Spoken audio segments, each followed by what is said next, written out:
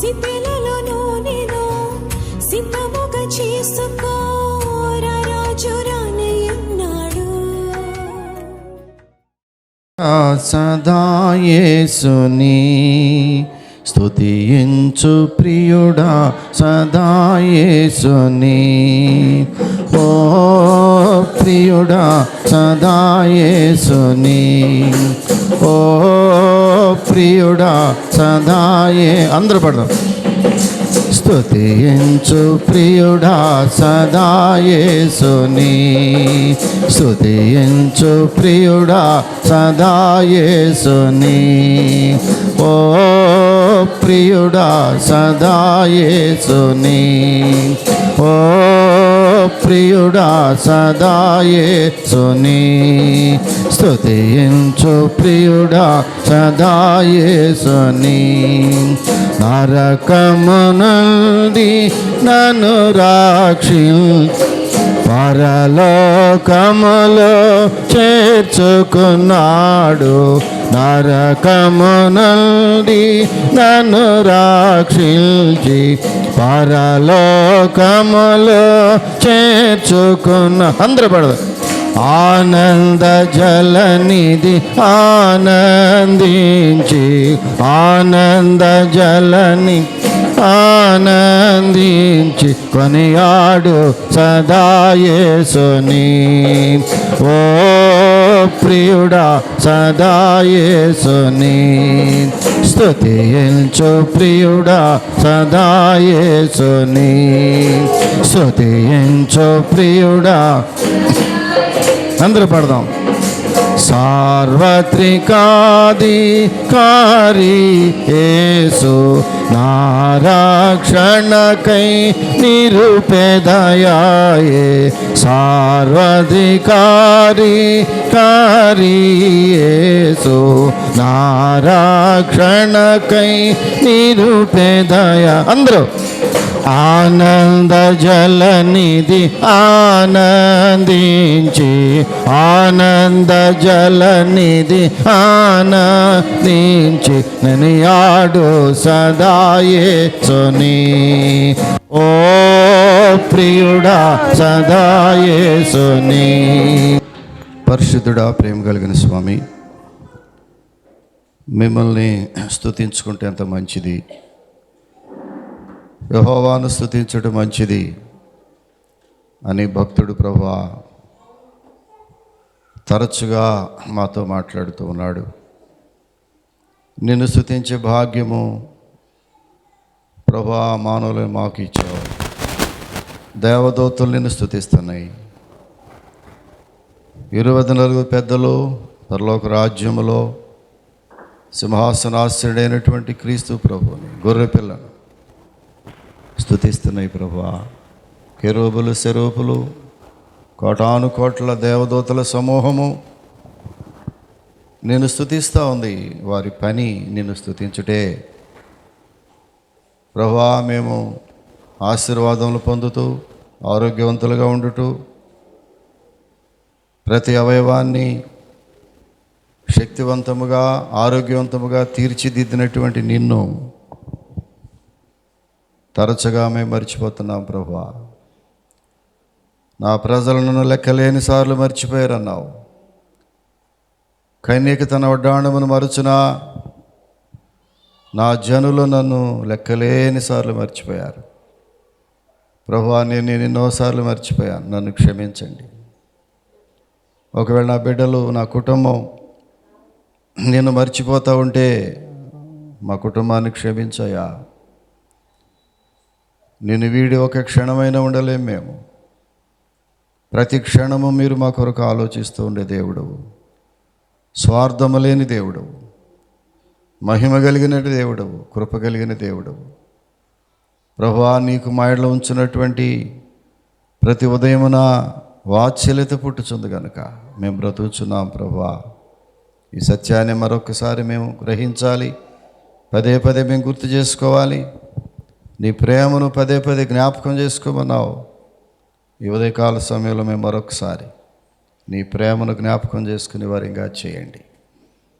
అనేక మంది బాధ్యతలు విస్మరించి నీ అమూల్యమైన రక్తం చేత కడగబడినటువంటి మేము నీ రక్షణను మర్చిపోయి ప్రభువా ఆదివారం కూడా మనసాక్షిని పాడు చేసుకుంటున్న వారిని జ్ఞాపకం చేసుకోనండి. వారికి పదే పదే మేము హెచ్చరించడం మంచిది కాదు కదా ప్రభువా. ఎవరికి వారమే మా మనసాక్షిని కాపాడుకుంటూ ప్రభు దినమని, ఈ ప్రత్యేకమైన దినం ఇది ఆదివారం అనగా విశ్రాంతి దినము, ఈ ప్రభు దినాన్ని ప్రభువా విచ్చలవిడిగా మాకు తోచినట్లుగా వాడుకోవటం కాకుండా నీ ఆజ్ఞానుసారము 10 ఆజ్ఞల్లో భాగంగా విశ్రాంతిని పరిశుద్ధంగా ఆచరించమన్నావు. ఆ రోజున ఏ పని చేయవద్దన్నావు. నీ దాసదాసీలు కూడా ఏ పని చేయొద్దని సెలవిచ్చావు. కనుక ఈ దినాన్ని మేము పరిశుద్ధపరచుకుని, ఈ దినాన్ని ప్రభువా మీ సన్నిధిలో మేము సమయాన్ని గడుపుకుని నీ ఆశీర్వాదాలు పొందే కృప మాకు దయచేయండి. ఇంకెవరైతే సిద్ధపడుతున్నారో వారిని కూడా క్షేమంగా తీసుకురండి.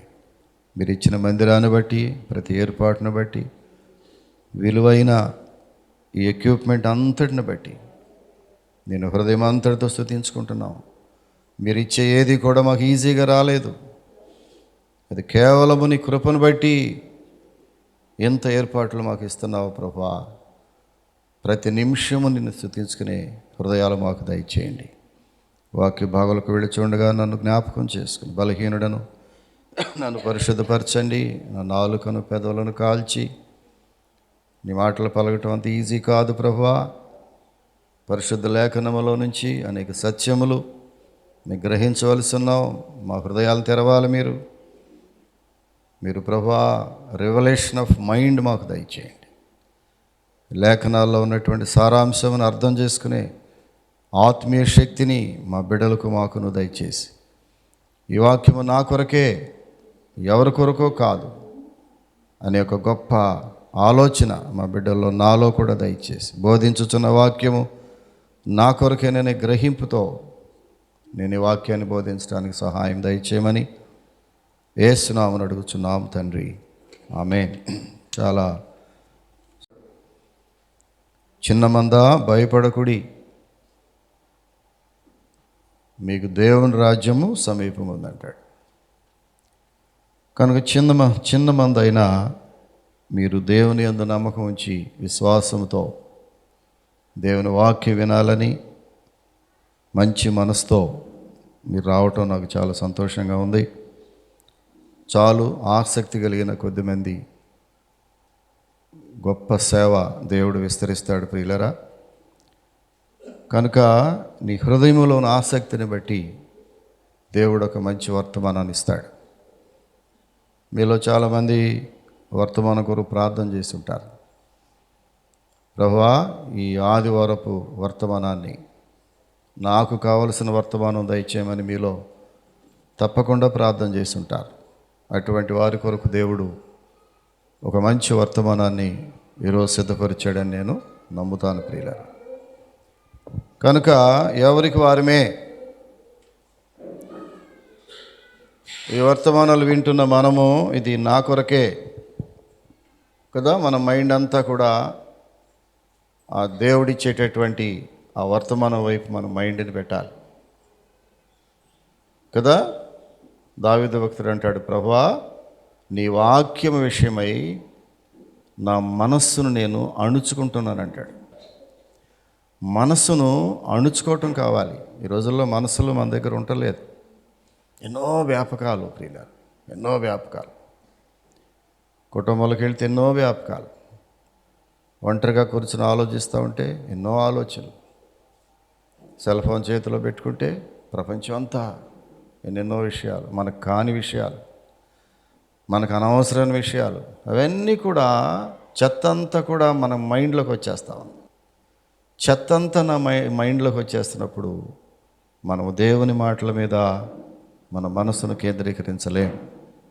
అందుకే ప్రార్థన ఏమని చేయాలి మనం? ప్రభువా నీ వాక్యము నేను వింటున్నప్పుడు నా మనస్సును తెరవండి, నా మనస్సు నేను అడుచుకునేటట్టుగా చేయండి. నా ఆలోచనల యొక్క పరంపరలు ఎక్కడికో వెళ్ళిపోయే ఆలోచనలు కాకుండా నీ వాక్యము చుట్టూ నేను తిరిగేటట్టుగా, నా మనస్సు నీ వాక్యం చుట్టూ ఎక్కడెక్కడికో వెళ్ళిపోయే పరిస్థితి కాదు. కాబట్టి వాక్యం బోధించడం ఎంత కష్టమో దాన్ని విని హృదయములో ఆకళింపు చేసుకోవటం కూడా అంతే కష్టం. అందుకే ప్రతి ఉదయమున నాకు వినుబుద్ధి పుట్టించు ప్రభు అంటాడు. వినటం మంచి ఆర్టం, అది బోధించడం ఏదో బోధిస్తూ ఉంటాం మేము. వినటం అనేది చాలా గొప్ప ఆర్ట్ అది కదా. మాట్లాడుట కంటే వినటం ఎంత శ్రేష్టం. కాబట్టి వాక్యం వింటున్నటువంటి మనము ఈ వాక్యాన్ని అతి పరిశుద్ధవంతమైందిగా, ప్రత్యేకమైందిగా, ఇది దేవుని మాటలుగా, మనమందరం నిమిత్త మాత్రలు, మానవ మాత్రలు. దేవుని మాటలు అది నిర్మలమైనటువంటి వెండితో పోల్చాడు, ప్రశస్తమైన బంగారంతో పోల్చాడు కదా. దానిని కాల్చి పరిశుద్ధపరచబడినటువంటి అగ్నితో కాల్చబడిన బంగారంతో పోల్చాడు. కాబట్టి దేవుని వాక్యాన్ని మనం వింటున్న 45 నిమిషాలు బహు జాగ్రత్తగా విందాం ప్రియులరా. మీలో చాలామంది స్కూల్ రోజుల్లో, ఎలిమెంటరీ స్కూల్ రోజుల్లో పెద్దగా చదువుకోలేకపోయిన వాళ్ళు కూడా స్కూల్స్కి వెళ్ళి ఉంటారు, పాఠశాలకు వెళ్ళి ఉంటారు. మీరు అందరూ చాలామంది 4వ క్లాస్ 5వ క్లాసులో చదువుకుంటారు కదా. కొంతమంది 3వ క్లాస్తో క్లోజ్ చేసేవాళ్ళు ఉంటారు. కొంతమంది అయితే ఇంజనీరింగ్లో ఉన్నారు. ఇక్కడ మీ అందరికీ ఒక విషయం తెలుసు, లెక్కల్లో భాగహారాలు చేసి ఉంటారు మీరు కదా. వెచ్చవేతలు, కోడికలు, తీసివేతలు, భాగహారాలు గుర్తొస్తున్నాయమ్మా. భాగహారాలు చేసి ఉంటాం. భాగహారాలు చేసేటప్పుడు ఏం చేస్తాం? భాగహారంలో ఒక ఎక్కంతో లెక్కించి దాన్ని తీసివేసుకుంటూ వెళితే చివరిలో కొంచెం మిగులుద్ది కదా, దాన్ని శేషం అంటాం.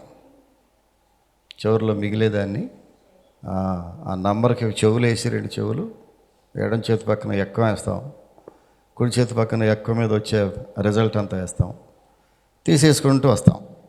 తీసుకుంటూ వస్తే చివరిలో మిగులుద్ది, 2, 3 మిగులుద్ది. ఆ మిగిలిన దాన్ని మాస్టర్ అంటాడు, రే దీన్ని ఏమంటాం, దీన్ని శేషము రాయి, ఇక్కడ రాయబడి పెన్సిల్తో రాయాలి. అక్కడ శేషం అని రాయిపోతే కొడతాడు మాస్టర్ కదా. భాగహారంలో తీసివేతల్లోకి వెళ్ళగా చివరిలో మిగిలేది శేషం అంటాం. దాన్ని ఇంగ్లీష్లో రామనెంట్ అన్నాడు.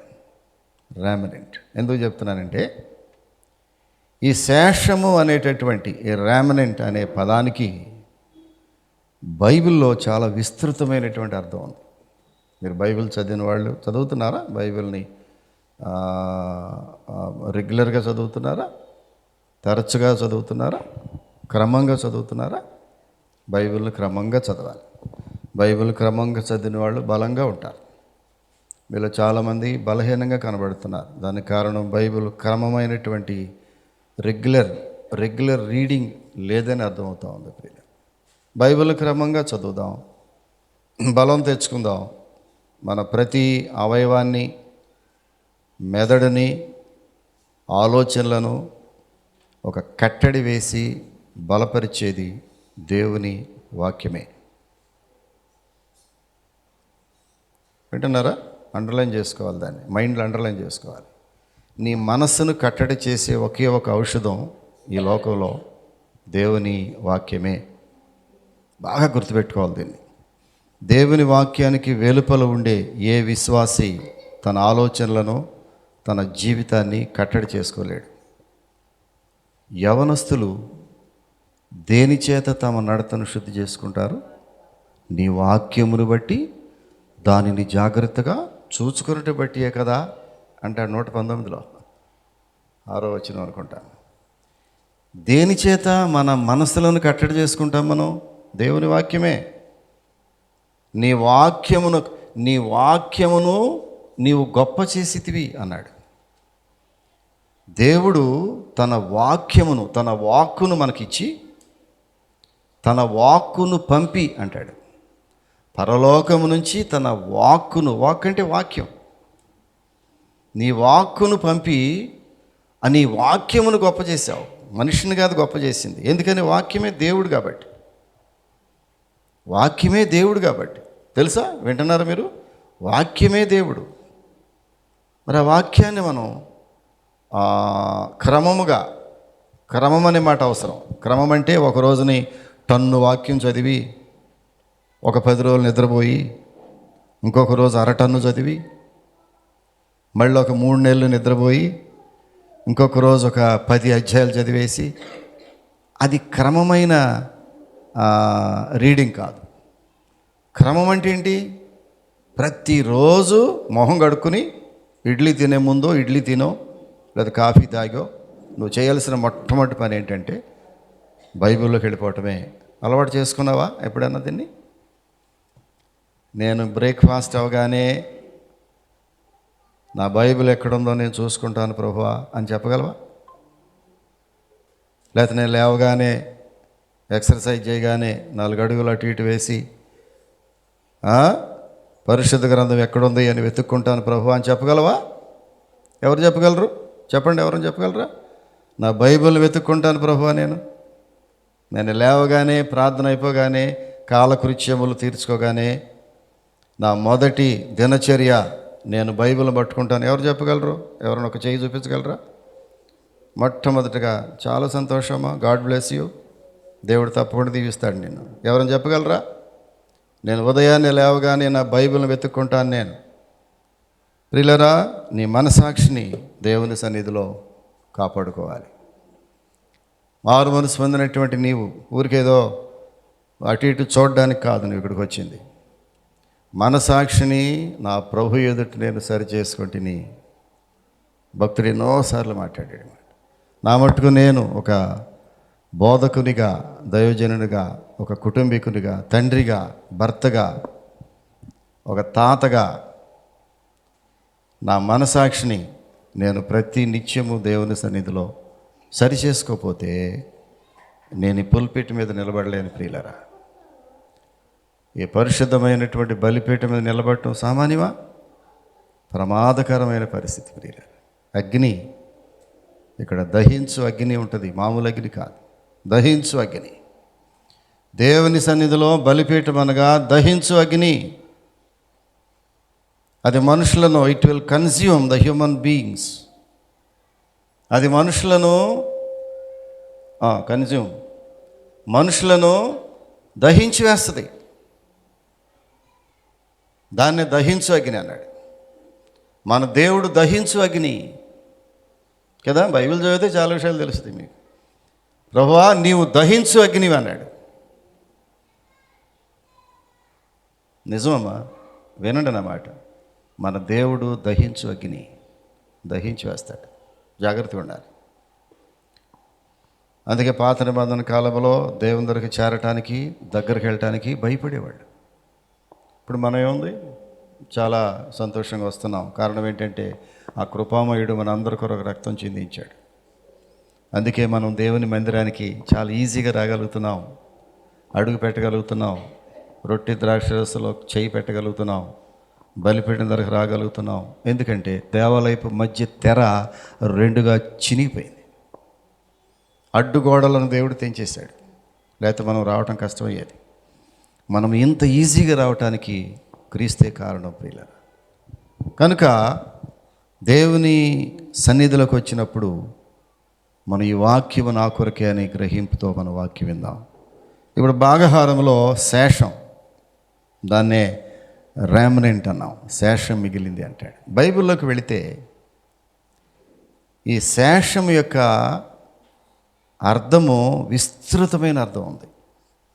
చాలా ఏదో లెబోరియస్ మీనింగ్ ఈ శేషానికి ఇచ్చాడు దేవుడు. బీట శేషం అంటే ఏమనుకున్నాం మనం? ఏదైనా ఒక యుద్ధం జరిగినప్పుడు కానీ, న్యాచురల్ కెలమిటీస్, ప్రకృతి వైపరీత్యాలు కలిగినప్పుడు కానీ ప్రియులరా మొత్తం తుడిసిపెట్టుకుపోద్ది కదా. బాంబేలో ఒక సమయంలో లాతూర్ అనేటటువంటి ప్రదేశంలో భూకంపం జరిగింది, 10-15 ఏళ్ల క్రితం జరిగింది. ఆ పట్టణం అంతా తుడిచిపెట్టి పడిపోయినప్పుడు ఎక్కడో 4-5 కుటుంబాలు మిగిలినాయి. 4-5 కుటుంబాలు మిగిలితే దాన్ని ఏమన్నాడు తెలిసిన? శేషం అంటాడు. శేషముగా కొన్ని మిగులుతాయి.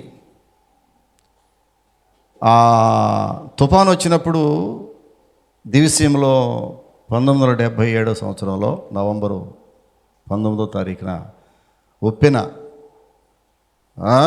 సముద్రం పొంగి ఆ గ్రామాల మీదకి వచ్చినప్పుడు దివిసీమ అంతా కూడా ప్రియులరా కొట్టుకుపోయింది. కొన్ని గ్రామాలు అసలు లేవు.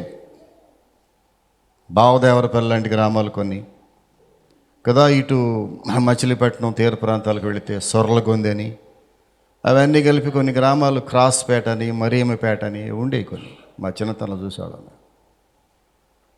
ఆ తుఫాను ఉప్పిన సమయంలో, తుఫాను వేరు ఉప్పిన వేరు. ఉప్పినంటే అలలు మీదకు వస్తాయి అన్నమాట. ఆ ఉప్పిన సమయంలో కొన్ని గ్రామాలు తుడిచిపెట్టుకుపోతే, ఒక్కొక్క గ్రామంలో తుడిచిపెట్టుకుపోగా 1-2 కుటుంబాలు మిగిలిని. దాన్ని ఏమంటారంటే శేషం అంటారు, రెమనెంట్. అంటే పూర్తిగా లయమైపోయినటువంటి ఆ జనాభాలో ఎవరో మిగులుతారు, అదే శేషం అంటే ప్రియుల. దీన్నే బైబిల్ రిఫరెన్స్లోకి వెళితే బైబిల్లో ఏముందో తెలిసిన, మానవుని యొక్క పాపమునకు పర్యవసానముగా దేవుడికి కోపం వచ్చినప్పుడు కొన్నిసార్లు దేవుడు ప్రపంచం తుడిచిపెట్టేశాడు కదా. నోవహు సమయంలో ఏమైంది? ప్రపంచం మీదకి ప్రళయం వచ్చేసి. దేవునికి కూడా కోపం వస్తుంది, దేవుడు చాలా కోపిష్టి. కాకపోతే నీ ఎడల ఆ కోపం నిమిషం మాత్రమే ఉందంటాడు. దేవుడు మా బాబే రండి అని చంకనెక్కించుకుంటుంటే కోపం లేదనుకో బాకు. ఏమా తండ్రి పిల్లాడిని మా బాబే రాని చంకనెక్కించుకుంటే కోపం లేదనా? వాళ్ళ నాన్నకు ఒకసారి కోపం వచ్చినప్పుడు చూడు పెడతాడా. దేవుడికి కూడా కోపం ఉందమ్మా, వినండి, దేవుడు కూడా కోపం ఉంది. కానీ నీ ఎడల ఆయన చూపించే కోపం ఉందే, అది కేవలము నిమిషం మాత్రమే, కేవలం నిమిషం మాత్రమే. కాకపోతే ఆ నిమిషం కోపంలోనే తట్టుకోవటం మనం చాలా కష్టం ప్రియుల. దేవుని కోపం వచ్చినప్పుడు ఏం జరిగింది? ప్రపంచం మీదకి జలప్రళయం పంపించాడు. 40 పగళ్ళు 40 రాత్రులు ప్రచండ వర్షం. బైబిల్ ఏం చెప్తుందంటే ఆకాశ తూములు విప్పబడిని, చినుకులు చినుకులుగా పడలా. ఆకాశ తూములు విప్పబడి ప్రవాహము ఆకాశం నుంచి భూమిని ముంచివేసింది ప్రియుల. అంతే, భూమి మీద ఉన్న వస్తువులన్నీ తేలిపోయినాయి, నీడలో మునిగిపోయేట్లు వెళ్ళిపోయాయి.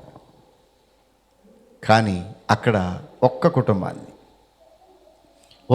కుటుంబాన్ని దేవుడు మిగిల్చాడు. ఆ మిగలట ఆ కుటుంబమే శేషము అంటాడు. ఈరోజు లెక్కల పాఠం, లెక్కల క్లాస్ మనకి. శేషము ఏంటి? శేషము మొత్తం కొట్టుకుపోగా మిగిలినటువంటి కుటుంబమే శేషం ప్రియులారా. దేవుని సన్నిధిలో ప్రియులారా, పాత నిబంధనలోకి వెళితే పాత నిబంధన దినాల్లో ఆదికాండము 7వ అధ్యాయము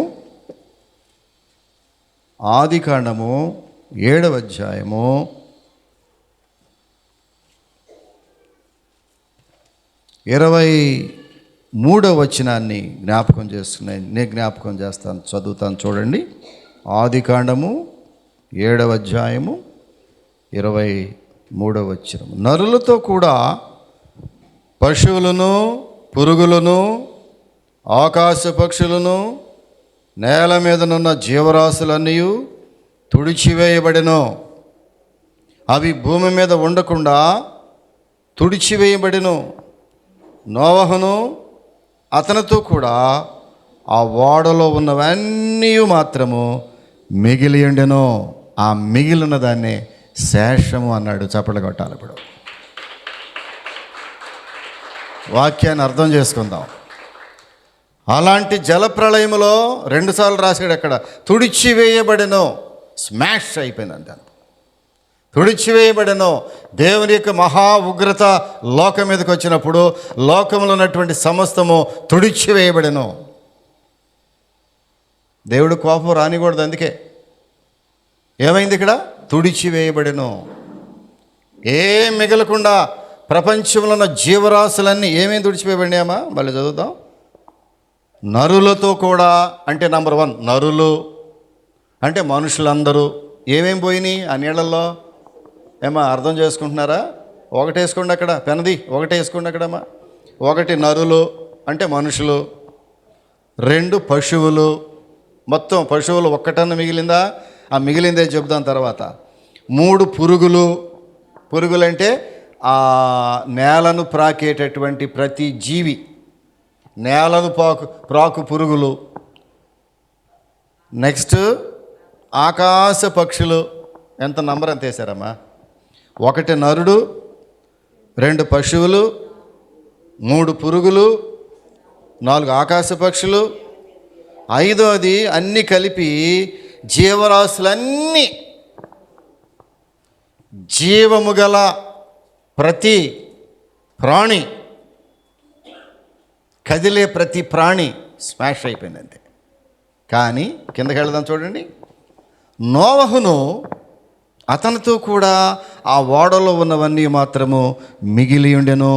అక్కడ రాసుకుంటే ఆ మిగిలి ఉండేనంటే శేషము. అదే శేషం భాగహారంలో మిగిలిందని చూసారమ్మా? చిన్నగా మిగులుద్ది. మొత్తం అంతా 3675 వేసి మాస్టర్ ఎక్కం 3 ఎక్కంతో భాగహారం చేయవంటే చేసుకుంటూ వెళ్తే 2-3 మిగులుద్ది. ఆ 3700 నంబర్లో మిగిలేది 2-3 మిగులుద్దమ్మా. అదే శేషం. ఇక్కడ అలాంటి జీవకోటిలో మిగిలినది ఒక్కటే నోవహు కుటుంబం. ప్రియులారా,